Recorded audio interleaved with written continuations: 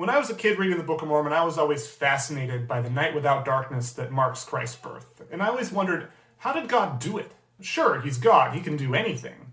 But even then I had the sense that God likes to make use of the people and the universe he's already created to accomplish his purposes. In this case, I thought that a supernova would be a good way to turn night into day, and that stuck with me into adulthood. But a few years ago, an article came out by Charles Dike that changed my mind. He thinks it was a comet.